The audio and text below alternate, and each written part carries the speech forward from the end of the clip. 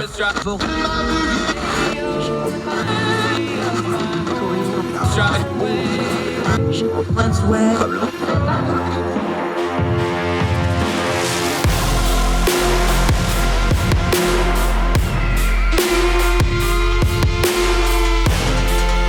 host, Andrew Donaldson. This is Heard Tell. Welcome back to Heard Tell. Okay, this is going to be fun. Not because of the subject matter, which is serious and deep, but because of who's talking about it. A new guest, which is always fun to have on the show, a fresh face, if you will, another of our great Young Voices contributors, Leslie Corbly, joining us from out. She's in Utah, but she migrated over to the East Coast temporarily. How are you, ma'am? Thank you for joining us. I'm doing really well. Thank you so much for having me on. Really appreciate it. Really appreciate you being on the East Coast, so don't have to worry about the time change, because that's the first thing I was worried about. Because I lived in Vegas and I still can't figure it out. Let's talk a little bit about warrants. You've been writing about them. Let's start big picture, and then we'll dig down on this.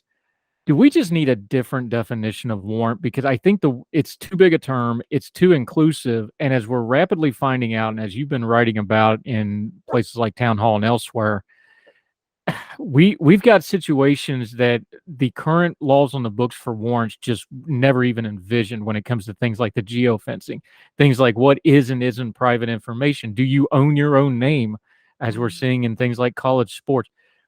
I think the term warrant, we're going to need some different nomenclature somewhere in here just to get into this issue to start with, aren't we? Well, part of the problem really is that the Constitution has a specific definition of warrant, and I believe geofences, for example, constitute general warrants. So there's a lack of particularity there. There's no suspect, for instance, on the front end of those. When those warrants are issued, they are essentially fishing expeditions where law enforcement is seeking a cache of data for the purpose of identifying a suspect rather than having a suspect in mind and issuing a warrant on the that's specific to that individual. So there's that issue, which I would argue is outside of the realm of constitutional definition of a warrant. I think I would call that a general warrant, which is actually what the Fourth Amendment was designed to protect against. And then you do also have the problem of scope of warrants in a digital context, which is really what I was trying to touch on in that article. There's a lot of confusion about warrants out in the public right now, given some of the news stories coming out. I think some of that comes down, frankly, to ignorance on the part of the media. There's often conflating terms, not being specific as to what you're discussing. And then, of course, there is the fact that constitutional jurisprudence as it relates to the Fourth Amendment has evolved quite a bit over the past 50 or so years. And so you have that kind of confusing factor as well. But as it relates to the digital warrant problem, the scope of warrants in a digital context is that you don't have a physical space. And I tried to touch on that in the article, that in a physical space, you're to some degree bound by that, right? You walk into a home, you kind of know what the different rooms are for. If I can't remember the exact example I gave in the article off the top of my head, but essentially if you're looking for a bike, you wouldn't look in a stolen bike, you wouldn't look in a desk drawer, right? I mean, you're kind of bound by that. In a digital context, you really don't have any of those typical barriers. And so, no, if you're law enforcement executing the warrant, it's almost as if you're going to kind of be more inclusive, right? You're going to pull more information maybe than in other contexts, because it's all information, right? So it's almost more akin to classic warrants where you would be looking for, let's just hypothetically say child pornography, where that could be stored almost anywhere in a home, right? And this is getting into, because the physical entrances into the digital is part of the problem. You talk about the Eastman cell phone being seized. We saw the news story about the congressman from Pennsylvania getting his cell phone seized. The problem is a cell phone's not like a house where you can, like you said, you using the example in the article, you have a rifle that's not in a kitchen drawer, okay, because it physically can't get in there. You can, and we even saw it with like the Trump search warrant, where they're supposed to go to certain rooms and there's this room and you can't go in this room and whatever, and people can hash that out later. You can't do that with a phone. You can't do that with a laptop. You can't do that with a thumb drive. So when you take somebody's cell phone, I guess theoretically you could say, well, you're not allowed to look in you can look in their photos, but you can't look in their download folder. I guess theoretically you can do that, but practically that's not the same thing. So the laws just haven't caught up to this stuff. Isn't that kind of the core of the problem we go in this? Is like there's still those physical barriers, but the information isn't physical. Yes, I mean it's really difficult to apply even the best principles of law to this kind of a problem, because you run into situations where you look at a phone, for instance, and they're not organized the same. You take my phone and you see how my apps are arranged, and you look at your phone and you're not going to have the same nomenclature for how the apps are organized. And so if you're law enforcement and you have, like, let's say that you have probable cause, you follow proper warrant protocols, and then you go to seize that device, how are you going to know to sort through what is and isn't relevant to your investigation, right? So it almost is as if you kind of have to be over inclusive. It's not particularly easy to figure this out, which is why you see it appears as though we're moving towards having someone to review that, right? So in the case of Eastman, you're going to have potentially attorney-client privileged information on the device, and that again poses more problems because phones are multifunctional, right? They don't just store a lot of information, but they store a lot of information that is for a bunch of disparate purposes, right? So that also lends itself to kind of the problem that we're running into, which is that you're not going to have just one purpose for that device. Therefore, when it sees, you're going to again have far more information than you need, and in many situations, a lot of information that you shouldn't have, or has nothing to do with the investigation.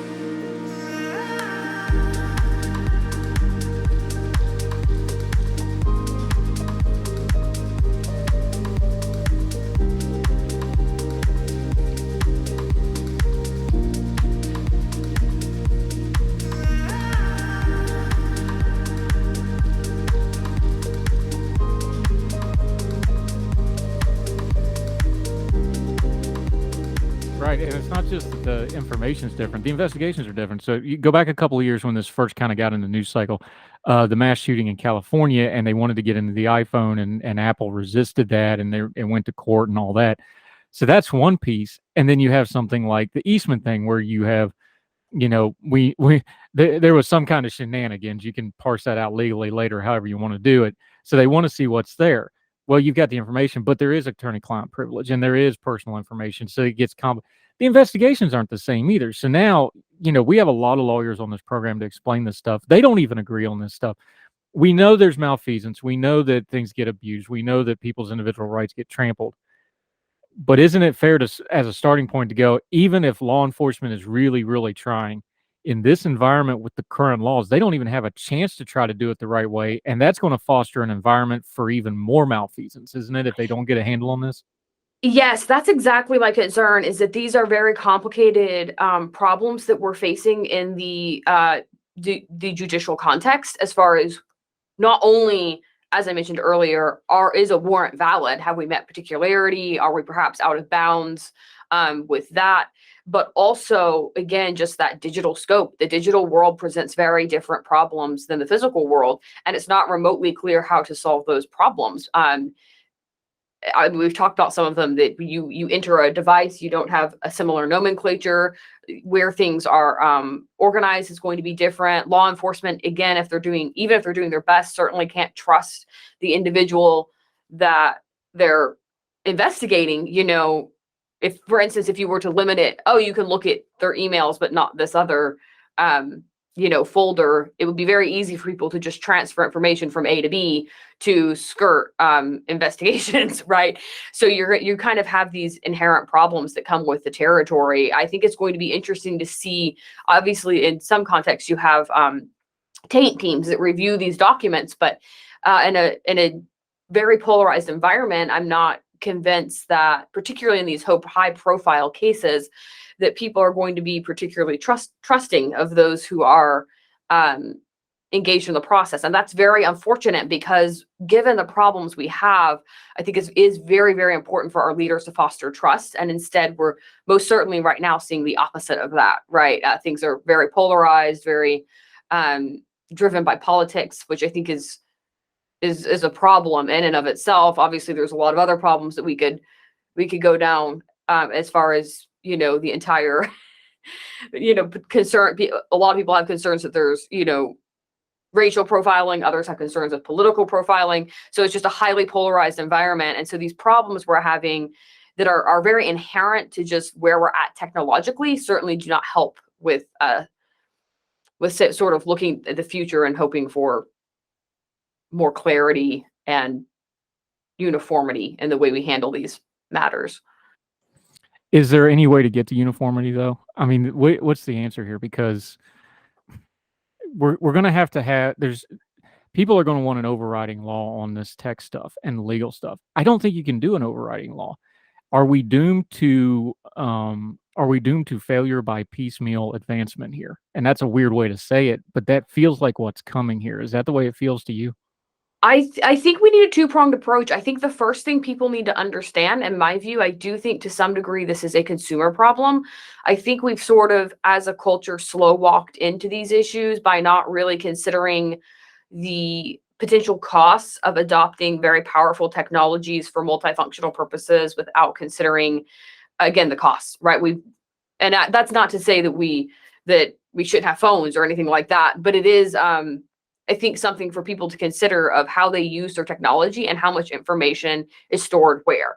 I don't think these are considerations, for instance, that people have really been considering before some of these more very high profile scenarios occurred that kind of showed people what some problems look like, right? I would say probably 5 years ago, any of these warrant discussions would have been pretty obscure. And I think they're getting a lot more time in the limelight than they would have in other years past.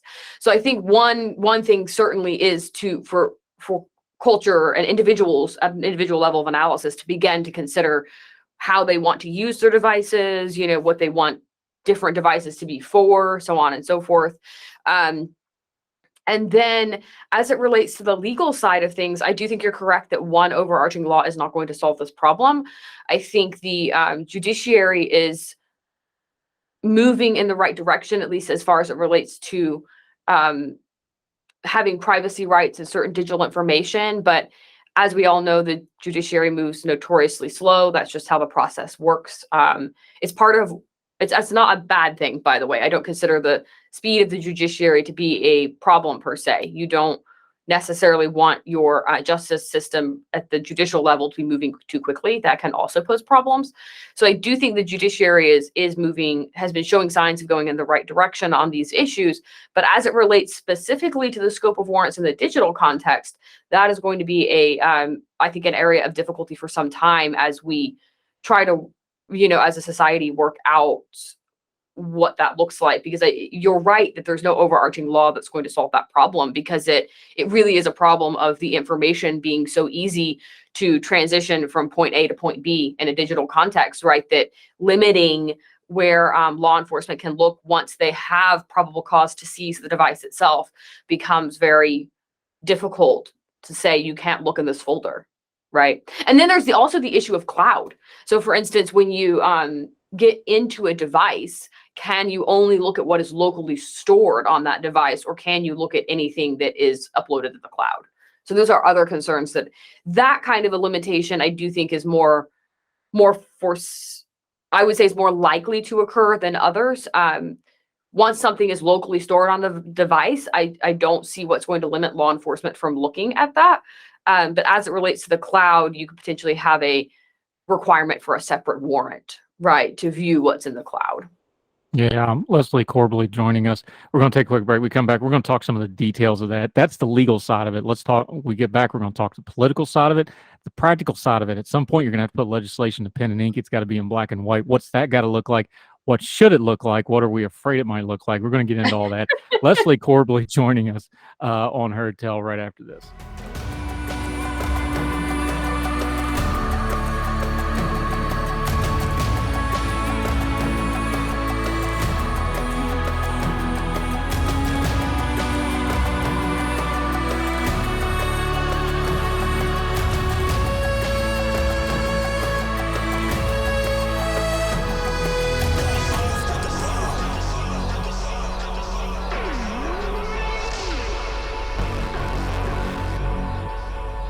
Welcome back to Heard Tell. Leslie Corbly joining us. We have been talking about warrants, not the 80s band, the things that the police can use to come and look through your stuff. There's some legal things involved in that you might have heard of. Folks aren't real sure where all the lines are that. We talked about the legal aspect. Let's talk about the political and the practical aspect for a second, because here's the problem. Anytime the technology or current events outruns the law, you've got to have new laws. Well, we know the court system is acting on this because they have to, because you go to court, both law enforcement and private citizens and advocacy groups, they're all using through the court system. That's one side of this. What's supposed to happen in the American system of governments is we go to our legislatures and we make laws about such things. I'm not super enthusiastic that we're going to get good laws on this stuff anytime soon, because A, I've listened to some of these tech hearings. They have no idea what they're talking about. B, like you said, this is really complicated stuff, and we have a divided legislative branch right now that's got other priorities. Is there anything on the horizon legislatively that might be looking to address this problem anytime soon? So one of the encouraging signs that we can point to is looking at states. So here in the state, well, here as in I work for the Libertas Institute, which is located in Lehi, Utah. Right now, as you mentioned, I am temporarily on the East Coast, but we have worked to pass laws in Utah that protect individual privacy rights, particularly as it relates to Fourth Amendment concerns. So that includes requiring a warrant before electronic information can be seized. And then we are also currently really working on the issue of geofencing, wanting to ensure that general warrants are barred here in the 21st century, just as they were back at the founding of America, right? So I think that there are some encouraging signs. My hope is at the state level, you're likely to see more movement than at the federal, which is unfortunate. But as you mentioned, the federal Congress is very divided. Very few laws get through Congress that aren't heavily full of pork kind of special interest groups that have gotten together and kind of poured everything in the kitchen sink into the bill. So it is very difficult to get movement at the federal level. Well, if we can't get the federal level, what about the state level? Is there any movement now? Now this is going to get complicated because they're going to go to court and try to get the federals anything they don't like at the state level. But these are supposed to be the laboratories of democracy. What at the state level? Because some of these states are actually taking some initiative on some of these issues. Is that going to be a route to we can at least start getting some stuff moving, and then maybe that'll kickstart the federal level? Sure. Some of the part of the problem here is that there are multiple concerns going on with privacy. So, for instance, there's, like we mentioned, geofence. There's the digital scope of warrant, and then there's also things like genetic digital privacy is becoming a problem. So, anywhere that you have a large database of information, you could think of as sort of posing a risk. So again, in Utah, we have barred we've ensured that we have a law on the books ensuring that there is a warrant requirement prior to law enforcement seeking to obtain any kind of electronic information from an electronic device. So that is a good movement in the right direction. I know that Maryland passed a genetic privacy bill. So that is related to DNA and how you would obtain that. And several other states are making movement on privacy. I know Montana, for instance, is looking heavily at the facial recognition issue. So these issues are both ongoing, and that the risks don't just relate to one type of information.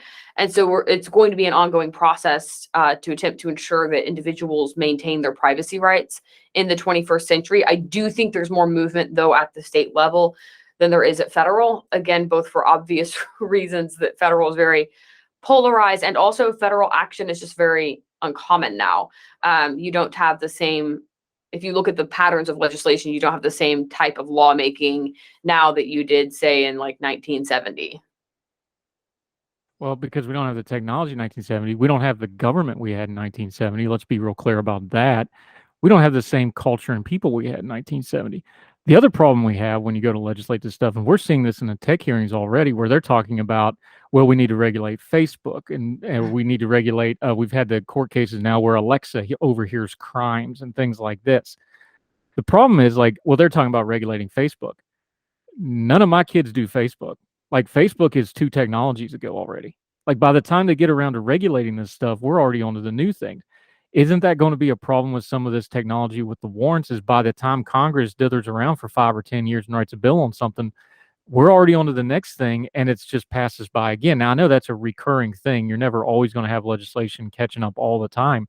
But when it comes to something like warrants, where the armed enforcement wing of the government can come into your home or come into your private property or come into your life and really wreak some havoc, this is a big problem with a lot. And we've seen, unfortunately, societally, this has immediate ramifications. This isn't just, talking about tax code where you might pay a little extra sometime next year.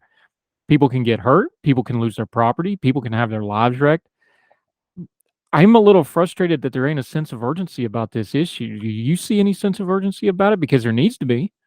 I think that the lack of sense of urgency often relates to the fact that it's not a simple, easy soundbite type of an issue, right? Where you can get kind of an easy political win, so to speak, which is unfortunate.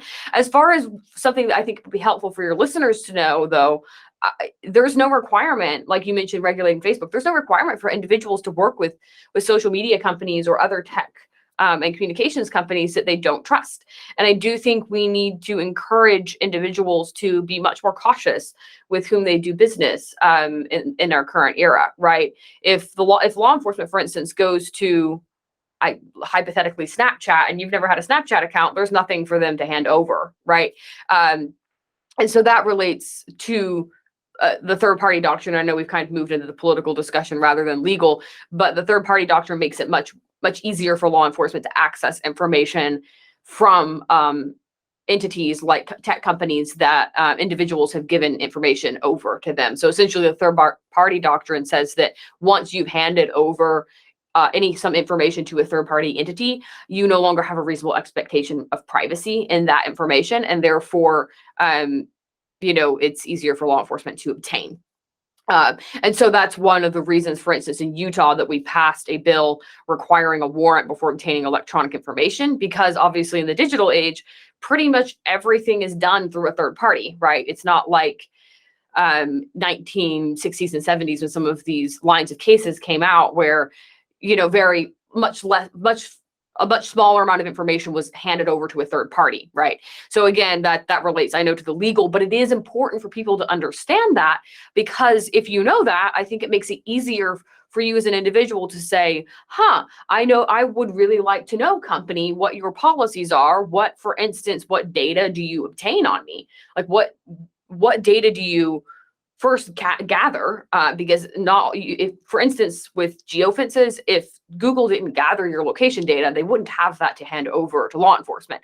Now, obviously they do, but the point is for individuals to know it is within their power to ask these questions before they contract. Okay, I kind of want to know what data you collect, how do you store it, how long do you store different data points, right? So that you can kind of assess your individual risk, because I don't think a lot of people are thinking of this as a risk calculation, but it really is, because the reality of the situation is that once you are engaging in any kind of conduct on these platforms, you don't really necessarily have control over where that information goes.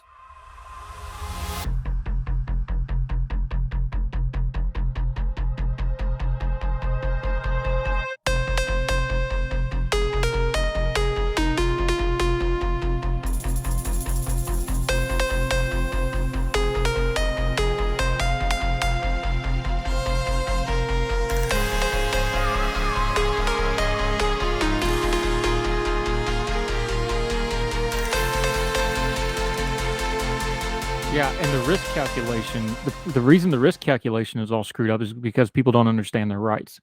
And you ended your piece with this, and this is a good way to kind of dovetail this down a little bit. Law enforcement doesn't know the boundaries on this. Individual people don't know the boundaries on this. Companies don't know the boundaries on this. Everybody's uncertain. And as you said in your piece, everybody, law enforcement, defendants alike, are swimming in a sea of uncertainty. That's a recipe for disaster. When we're talking culture and politics, we want to talk about, the policies and whatever the hottest thing going on that is going, and the horse race politics and the culture politics. This is stuff that can affect your everyday life, because the part of the government the most people interact with is not a politician, it's law enforcement. This is the stuff we should really be focusing on. And like you said, when there's uncertainty, that breeds all kinds of bad things happening. And we've seen the viral videos of what happens when law enforcement doesn't know what to do with certain defendants. How do we get certainty in this? Is it going to be a policy fix? Is it going to be a cultural fix where people just start taking their own responsibility for their data? Is it a technology fix where they figure out a better way to individualize, for lack of a better term? But when it comes to privacy, that's what the argument is. What's the path forward, do you think? And I know it's going to be a ratio of some of those combined, but give us a couple of things you think of. I definitely think it's going to be a combination. I think at the individual level, we really need to start. I think there needs to be good messaging, and it's something I will be working on, is to ensure that people understand the risks associated with different data points, right? So let's take a geofence warrant, for instance, where it's a reverse warrant, meaning they're seeking caches of data that has already been collected by a tech company. There's been the first litigation case initiated in relation to keyword search history, which can operate in the same manner. Tech company hand over all searches from, of certain terms, or certain terms combined. It could look differently depending on what law enforcement's asking for.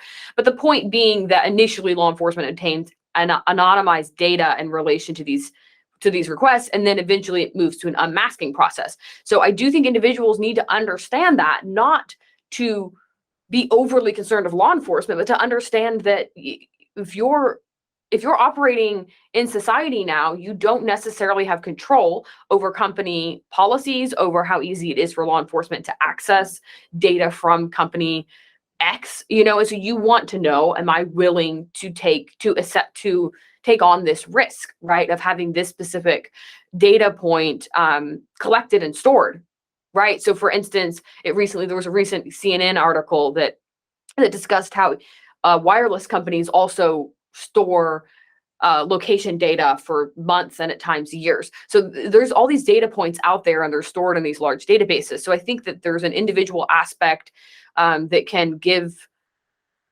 push the needle in the right direction. I think that also, by the way, can relate hopefully to the marketplace, in the sense that companies that value privacy and value data minimization, which essentially means minimizing the number of data sets you collect information on, and therefore there's less information for you to ever hand over, hypothetically, right? I think that individuals valuing their privacy and saying, I'm not sure I want to work with companies that collect data in certain ways, so on and so forth, can push the marketplace towards favorability for companies who do truly value privacy and are able to deliver that to consumers. So I think that's a piece of the puzzle. I think policy is also a piece of that puzzle.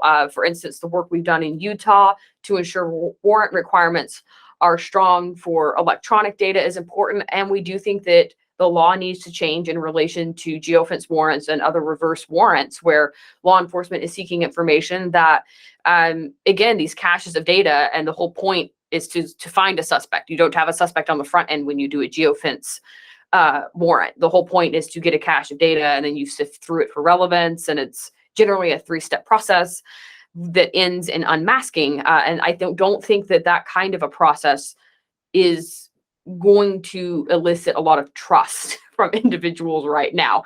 Again, you have a lot of people in different factions of American society that are very concerned with different types of biases that they believe are influencing individuals who in powerful positions, including law enforcement. And that's just the reality on the ground. And again, I do think it's very important for individuals to understand that they can have control over their risk profile, because it's going to be a both and approach of policy and culture. And I would also hope business practice comes into play.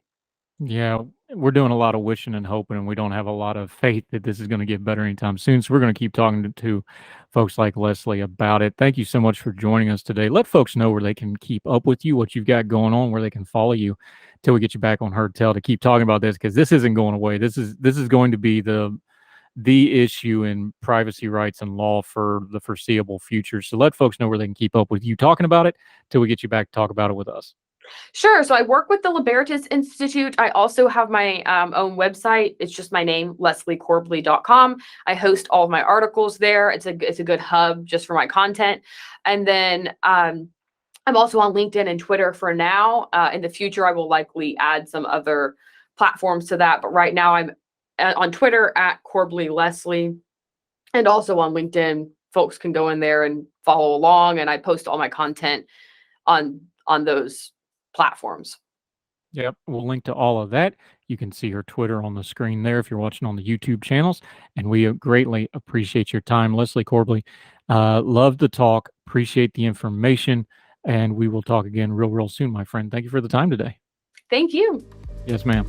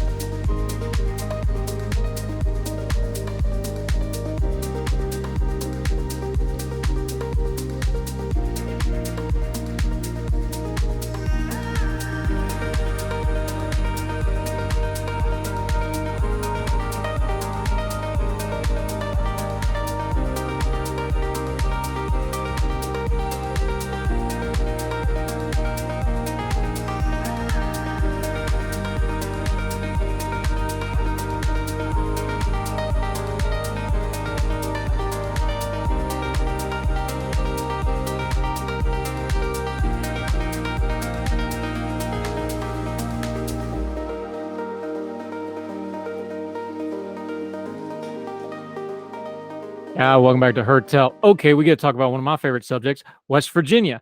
Get an actual West Virginia to do it with. This is a rare treat for me. Quinn Townsend returns to Heard Tell. Glad to have you back. Thanks for coming back in. Thanks for having me on again. Yeah, no problem. She's barely in West Virginia up there in the northern parts, but we're going to count it and accept it, and we won't hold that against her. You did some writing in the Fayette Tribune about the Hope Scholarship. Most states have a program kind of similar to this. They all have different names, different acronyms, whatever. But just for the purposes, because we're going to talk a little education here, what was the Hope Scholarship? What was its intention? What does it actually turn into? Just kind of define it for folks that may not be familiar with it. Okay. The Hope Scholarship was a program to help state funding follow the student rather than the school when it comes to education. Because at the end of the day, we care more about our children, our students in West Virginia, and how they're learning rather than, the building and the school itself. And so the program helped kids, it helped families who needed help with maybe private tutoring, or maybe you wanted to take some classes at a private school, or just not finding the best fit in their local public school. And so it was funding to help students get a great education from other opportunities that they couldn't get from their public school. So the Hope Scholarship Program was a support system. What happened to it? So earlier in the summer, I don't remember the exact date, a judge put an injunction on the scholarship and said that it was unconstitutional. And so the program is now on hold until it goes through the upper court to see what their opinion is on it. Now, here's the problem with some of this. Whatever you think of public schools versus private schools, funding of the student, funding of the system, West Virginia, for all of my lifetime, has always ranked very low in their schools. It's always been a problem. Of course, there's vast swaths of rural parts of West Virginia. My parents were both school teachers in West Virginia for 35 years. So this is something I'm pretty intimately aware of. Plus, I went to West Virginia schools. Overall, when you're dealing with a program like this and you've got a school system that's not well serving folks, although there's great teachers trying to do work within it, we don't want to bash everybody. How important is it to try to do things like a Hope Scholarship program or something innovative, and I hate to use this term because we use it in a negative connotation with legislation, but just try something new. Just try to do something to kind of move things along, because these things get really stagnant in a hurry, don't they? They do. And I think that it's incredibly important to do something like this, because there are great teachers and they're stuck in the same system that our students are in, and many of our students and teachers are not thriving in the status quo of education. particularly in West Virginia. Like you mentioned, West Virginia does not rank well in education outcomes with our public schools, which is unfortunate. And so the Hope Scholarship was really an opportunity for families to find and use other opportunities to help their children and the students in West Virginia. Now, like we said, this isn't unique. You mentioned it in your piece. It's in the Fayette Tribune. We're linking to it. 30 states offer some kind of a school choice like the Hope Scholarship was. Compared to them, you said, and I'm quoting you from the piece here, the West Virginia program was lauded as the gold standard by policy experts, yet some West Virginia officials have chosen to ignore the pleas of families and instead heed the voices of things like the teachers' unions and other things. The teachers' union is very strong in West Virginia. Again, I know this from firsthand experience from a long time. Teachers are one of the largest employment sectors in the entire state as it comes out. They have a lot of political power and pull. How should we be talking about these things with the teachers, the public school teachers we're talking about here? Because they seem to be threatened by all this. And I understand the political side of it, but on a practical level, is there a way we could just discuss this maybe a little bit better of like, look, not every single kid is going to fit perfectly in the system. We should have some options for them. Is there a less confrontational way to discuss this, do you think? Yeah, well, I think you hit it the nail on the head with that, how you phrase that question is this is about our students. This isn't about us as adults.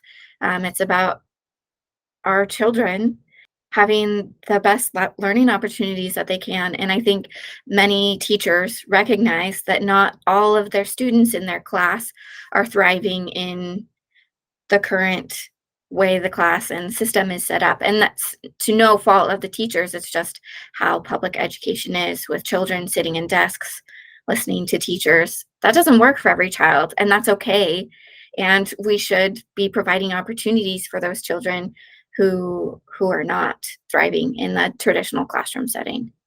You had an interesting quote in here. One state senator, Quinn Townsend, joining us. She's got an article out in the Fayette Tribune.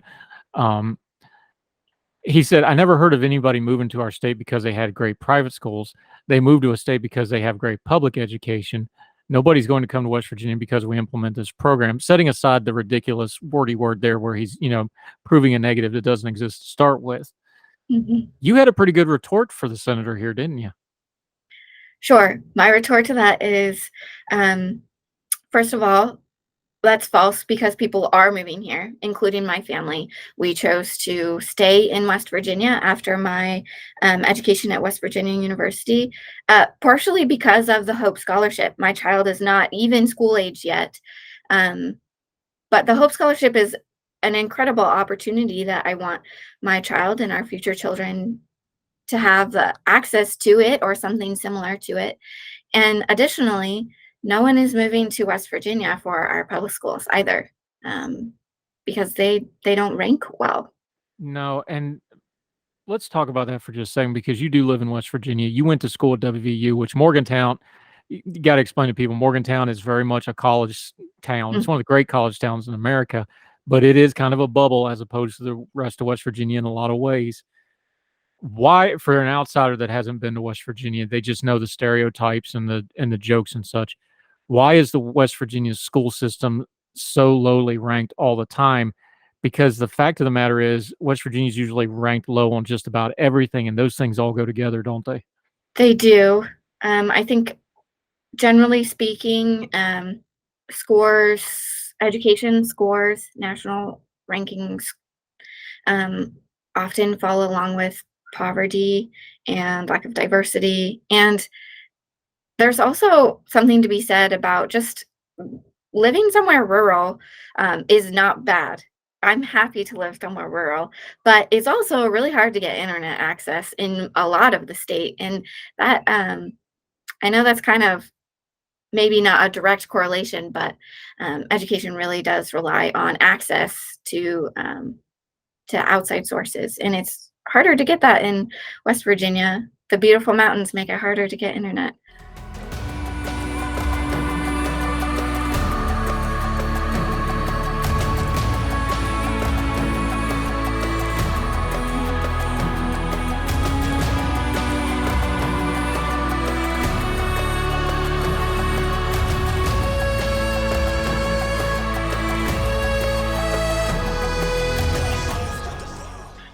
but it does connect. Look, you're an economist by trade. Put your economist hat on for a second. When you have a population that struggles to get educated, when you have a population that has limited access to the internet, which is the tool for technology, and that's how you expand your world in the modern age is the internet, and there's wide swaths of the state that doesn't have broadband. Those things have economic indicators when you start looking down the road 10, 15, 20 years. If you don't have a good educated workforce, if you don't have incentives to keep people, look, we saw that census data. We're the only state in the nation where we're not only losing population, but precipitously losing it. West Virginians are an endangered species. That's just a fact. And things like education, that causes economic waves that go forward into the future and become generational problems, don't they? Yes, absolutely. And that's why something like the Hope Scholarship Program is important, because giving more educational opportunities to our children can only be beneficial for our children and also for the state at large, because like you said, if we have a better if our children are better educated, they're a stronger workforce, and they're less likely to leave the state. And I think if you just look at national trends, parents are demanding programs similar to the Hope Scholarship Program. They're demanding school choice opportunities. And I think the Hope Scholarship Program is a way to incentivize people to come to the state. Yeah, and the other thing about something like the Hope Scholarship, and not that it was a perfect program either, you could go in and do some policy tweaking on this. You could change how it's set up. There were some funding mechanisms that were kind of jacked up in how it worked, just to be honest. So it's not that it was perfect, but something like this. If you're somewhere, if you're down in the coal fields where they're just, not a whole lot economically going on, if you're somewhere like in Fayette County where the opioid epidemic is getting really, really bad, these parts of the state that aren't the Valley and aren't Morgantown and aren't the DC exurbs, that's where this stuff really starts biting in, because there's fewer and fewer options anyway. And then if you give people just a little bit of a freedom or a little bit of options, that might make a big, big difference, even though it's in a small percentage of the population. Like we just said, you're talking about a declining population. Don't we kind of need to just take the wins where we can get them here? Yes, absolutely. Quinn Townsend. I get frustrated talking about this because I love the state of West Virginia so much. Most of my family's there. I grew up there. I've got a daughter that just started college there, wants to be a teacher, wants to teach in West Virginia. This stuff drives home for me. I think of my parents' generation, they were there through the decline, through the 60s, and then they retired in the mid 2000s. You've decided to make a home in West Virginia. So you tell me, because you came here and made your home here. Outsiders always ask me, what is it about you crazy people that you love West Virginia so much? We see all these problems and da-da-da-da-da, and, you get the jokes too and all that. You tell them, because you're newer to this and it's fresh for you and it's meaning for you. You already talked about your own child and thinking about their future. For an outsider, just kind of explain that unexplainable part of West Virginia and why people get so passionate and fight for it like this. That's a really good question. Yeah, there is something unexplainable, a little bit hard to explain about West Virginia, outside of Morgantown and the DC vacation land. That is just, West Virginia is full of the most real people I have ever met. My husband's family are West Virginians. They have always been West Virginians, and I love associating and talking with them. They are so real. I love their perspective. West Virginia is beautiful. And I see a lot of opportunities here. And I think the rest of the nation just kind of poo-poos the state. And that's unfortunate. I think there's a lot of opportunities in the state. Yeah. And to bring up a point you talked about the broadband and the internet. Mhm. I got a family member that's doing real estate investment. They literally have a line on a map on the wall in the office of where CenturyLink starts and where Okay. Frontier ends. And they just we cannot develop anywhere there's Frontier internet because the internet's so bad, nobody wants it. Like we can't do, Airbnb rentals or people that want to come in, people that want to work remotely. You have that area of West Virginia that's just an outdoor paradise. The people that are, upwardly mobile, they used to call them, now we just call them hybrid workers. the people that want outdoor lifestyle and work online, it's exactly the place they want. Like you said, it's close to DC, close to other parts of the country. If you don't have things like broadband and you don't have things like good school, they're not going to move there. Yeah. And this is just part of it. And there's not, for folks that don't know, there's not a whole lot of private schools in West Virginia. There's some, usually smaller church schools. There's a few Montessori schools in the bigger cities, but it's not like they're a threat to the public education system. So I things like the Hope Scholarship to me, and I'm personally invested. I'm not going to pretend I'm not biased here. These things, is it just too simplified to say that when it comes to things like education, maybe we should do more all of the above than just saying, let's stick to our one or two niches and trying to fix something that may be unfixable? Let's just go with all of the above and try some stuff like Hope Scholarships. Is that fair to say? Yeah, I think so. I think education across the nation is just kind of stagnant. And I think COVID, especially with having kids at home and figuring out how to do school on Zoom and whatever else schools were doing, I think really shook up the nation in realizing there needs to be changes because the status quo isn't working. And all of the above is, at this point, is good, because we don't know what is the best for every student, but we need to be trying something.